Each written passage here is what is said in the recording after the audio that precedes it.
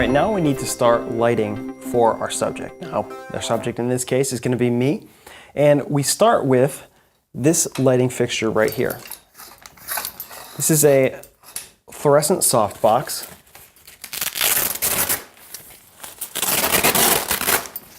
And so what we have going on here is we have a couple of fluorescent light bulbs. It can hold a total of 4. Right now it has two 42-watt CFLs in there, and it's got a reflective back, and then it has this diffuser panel over the front, which creates a nice soft light. You can vary the intensity on this particular light by using more or less bulbs, or using bulbs of lower wattage or higher wattage. And this is an umbrella type softbox. It collapses right down. And these are pretty inexpensive, you can find on the net.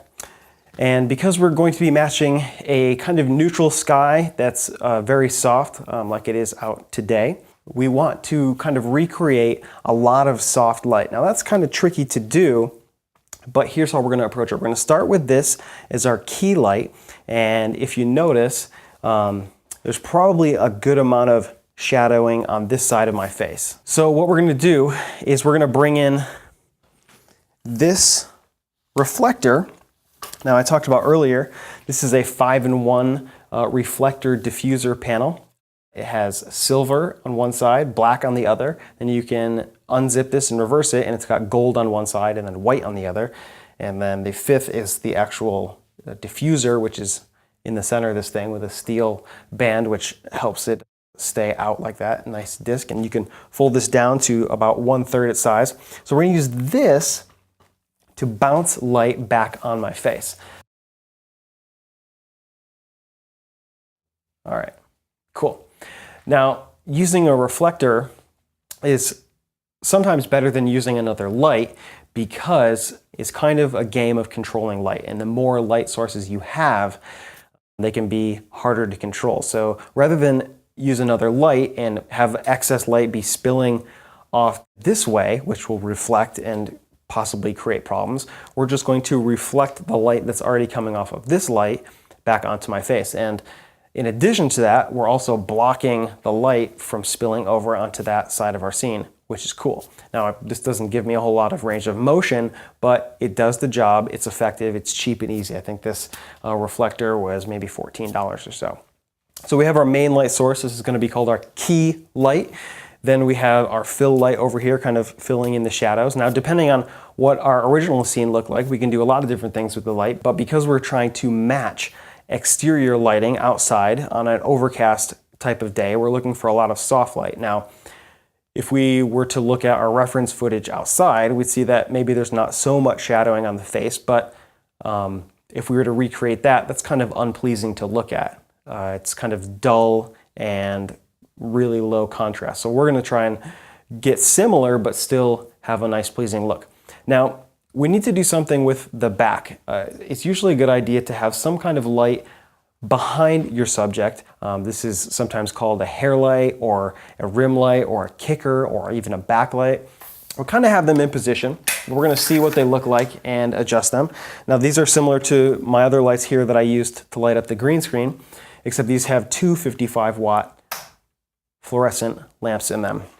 So it's not quite as soft of a source. So we're going to get these up nice and high. And the idea with these is that we're going to be creating or kind of replicating just a lot of skylight. So a lot of light coming from overhead. And that will do two things. One, it'll help match our scene a little bit better. And it's going to give us a nice even edge of light here to help separate us from the green on our green screen.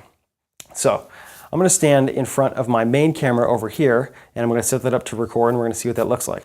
Here I'm using a Canon 7D, and I'm using a Sigma 17-50 optically stabilized lens.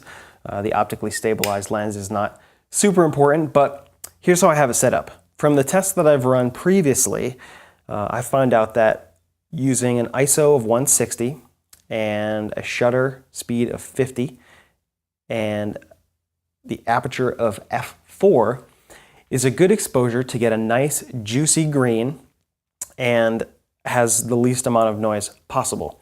Now, whenever you're using a camera, you want to use as low ISO or as low a gain as possible, because as you increase the ISO or you increase the gain, you'll be introducing noise. And this is really bad, because instead of getting a pure green kind of backplate, you're going to be getting green and noise.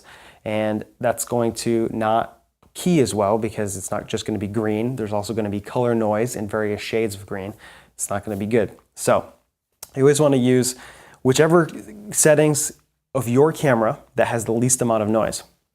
And so I'm going to roll just a little bit of footage here so I can see what I look like. And this is kind of the process that you have to go through if you're doing this by yourself. It's a lot of back and forth, but definitely something that's doable. What that looks like to me is we need to fix a couple things.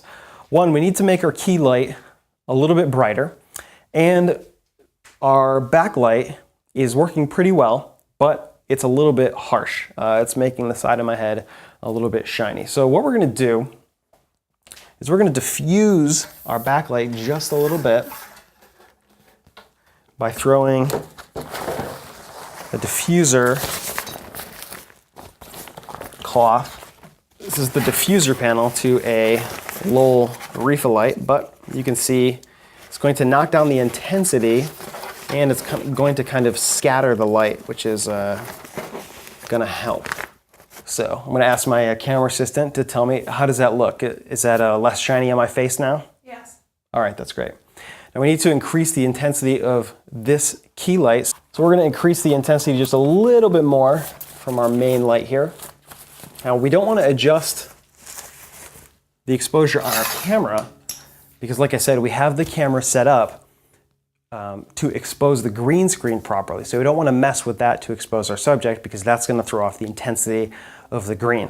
All right, so now that we have kind of the intensities worked out by modifying all of our lights, we need to do one more thing. Now I should say that using fluorescent lights is kind of a cool idea, and I mean that quite literally, because they don't give off a lot of heat. And when you're working in a closed space, or if you're working with talent that's particularly sensitive to heat, this can be a good thing. Incandescents or quartz lights give off heat in the form of radiant heat as well as infrared heat through the actual light beam.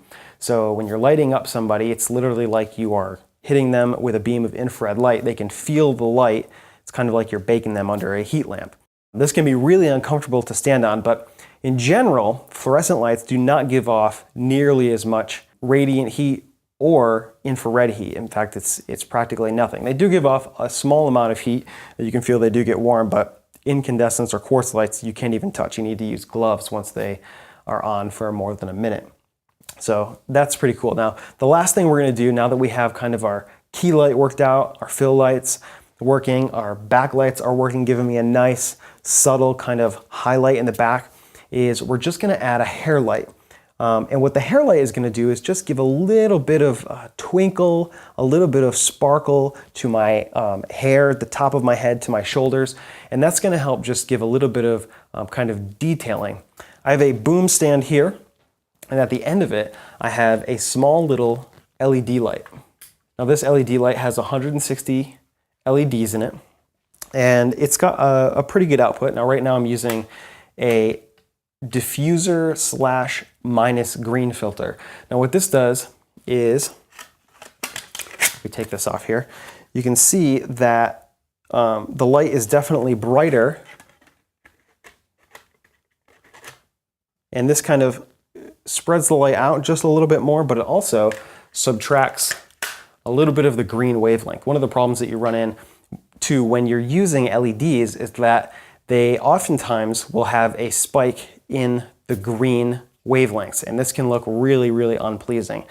And especially if we're using a green screen, we do not want to shoot our subject with more green light than is necessary, because when we pull the key and we're subtracting green, that can be problematic, because part of our subject will have more green tones than we need them to. So we have a little purple filter on here. It's actually magenta, which is the opposite color of green. So this is the light setup that we're gonna go with. We're gonna roll some green screen footage. I'm gonna show you some tricks that you can do to check to make sure everything looks cool.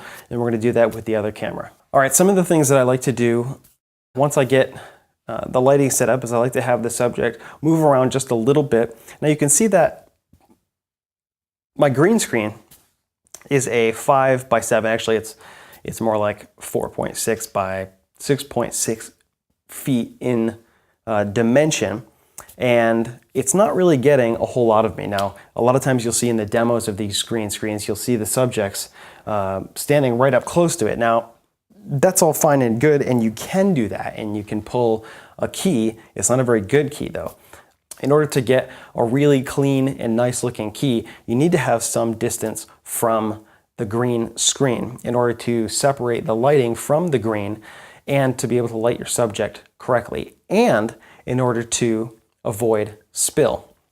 So right now I'm approximately 5 feet away. That's probably the minimum that I'd like, but because my screen is only this big, if I get further away, I have to go in tighter on me, which means you're only gonna see, less and less of me. So this is kind of a compromise of kind of distance and shot composition. So if I had a huge green screen like we do in our big green screen studio, we can do whole body shots, but that takes a lot more lighting, a lot more setup. So for now, we're just gonna focus on getting a nice kind of medium shot here.